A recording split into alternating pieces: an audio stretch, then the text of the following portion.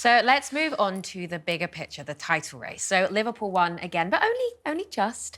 The gap remains at 9 points, but we have to talk about City, who squandered a 3-goal lead last night. Do you think their season's recoverable? I don't know, guys. What do you think? I mean, my thing is, if I'm thinking about it logically, it looks really tough for them now. You know, they're in a bad way, but it is Man City and it is Pep Guardiola. And time after time, he finds solutions in the second half of the season. Yeah, but he's not looking happy. No, he's not looking... Not last night. He's not looking in good shape at all. I mean, I think a lot might hinge on January for them. I think, you know, normally he finds solutions with the players he's got. I think with Rodri out, I think he might have to solve it in the transfer market.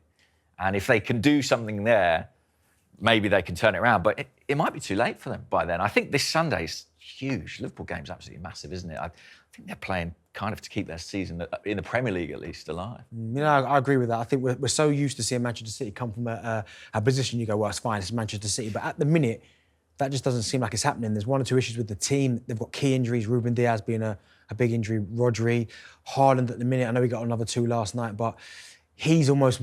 looks a little bit more human-like than he has done before. De Bruyne not starting games is quite odd to me as well, so how fit is he?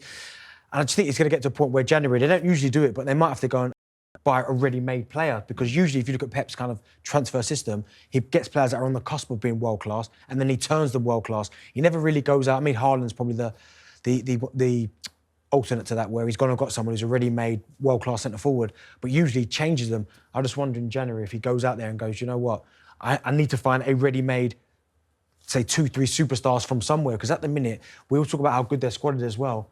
I'm not sure their squad's as good as we all think it is or perceive it to be. I wonder if it's a bit like we were sort of saying with Odegaard, that it's that simple without Odegaard and without Rodri. It's that simple with City. Like, I think the hole he has left in that midfield, with the ball but without it so much, I think they just look, you know, lacking in legs in there. I think Gundogan looks a lot older than when he was here in the Premier League last, and I agree with the other two. I think they need to inject the squad with something in January. The issue is, you know, you've got sort of 5 Premier League games before then. What situation you're going to be in the title race, and this Sunday is absolutely massive for them, and just the manner of their performance there I think will tell us a lot about how the rest of this season will go. Look, I mean, I'm not crying about it too much. Really, I'm fine. But obviously, yes, so City are going to Anfield on Sunday. What result are we hoping for? Draw. I think draw for me as well.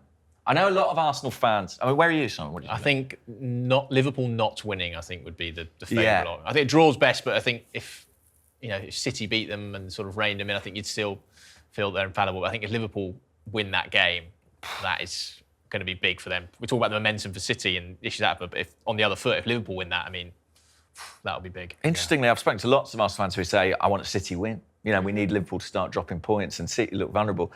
I'm not there myself, because I just think I don't want to resuscitate City. Do you know what I mean? I don't want to bring them back to life. Keep them Just down. keep them down, that's fine. I don't want their confidence coming back. I'm like, you know, keep them at arm's length. So a draw for me. If Liverpool do it, I mean, it's tricky because we've had seasons like this in the recent past, but it feels like everything that needs to happen for them is happening.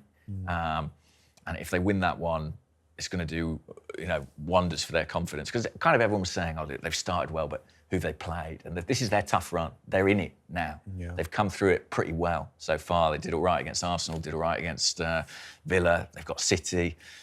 And they've got hard games to follow that. They go to Madrid in the Champions League. I think they've got Newcastle away. They've got the Merseyside derby.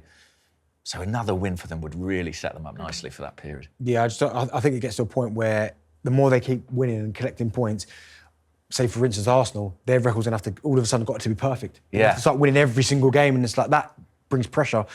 So I think out of the two, you'd prefer City to win, although I agree with what James said. You don't want to kick-start their season, because then we've seen in previous seasons go 10, 15 games, not just unbeaten, winning 10, 15 games.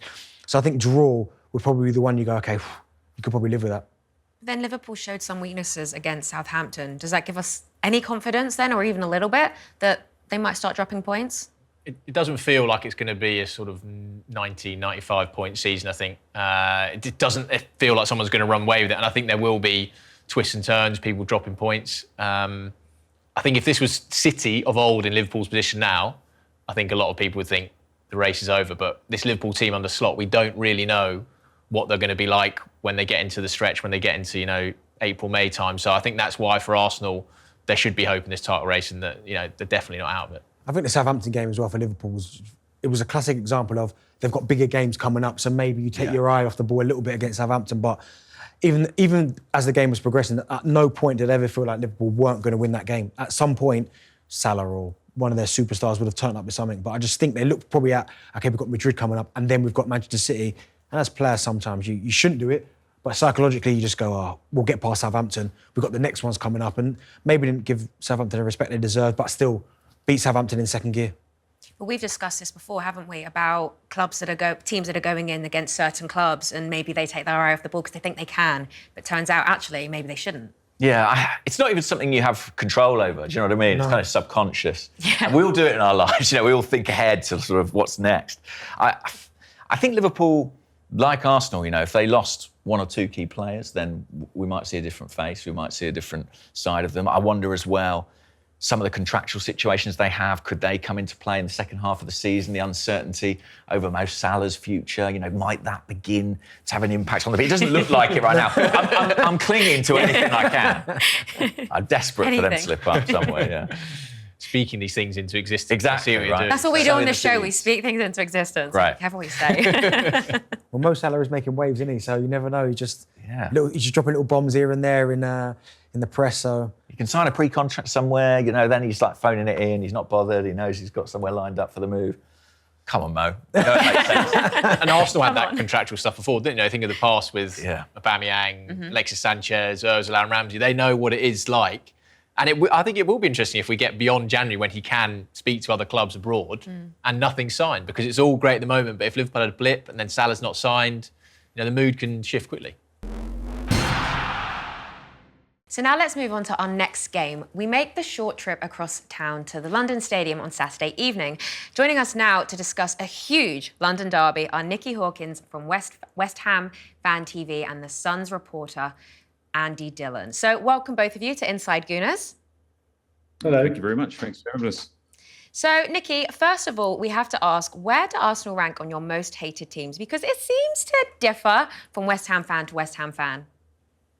I'll be honest, I've never really hated Arsenal. I've always had a good relationship with Arsenal. I've always had a good relationship. I think it sort of hit a bit of rock bottom last year when Declan moved across London. So, no, I don't hate Arsenal at all. So, no, not at all for me. Nicely put, thank you. I mean, we as Arsenal fans, we do love you guys for Declan Rice, so thank you very much. No worries. And then, Andy, a big win for the Hammers on Monday night at Newcastle. Was it a season-changing win? Do you know what? I just want to say one thing first. I liked Arsenal until you said that last comment. About I don't apologise. Really I don't know about you, Nicky, but that really winds me up when they say that. I don't know. I've got over it now. I'll be honest. Yeah, I was, yeah. On AM, on DAB, via the talkSPORT app and on your smart speaker. talkSPORT.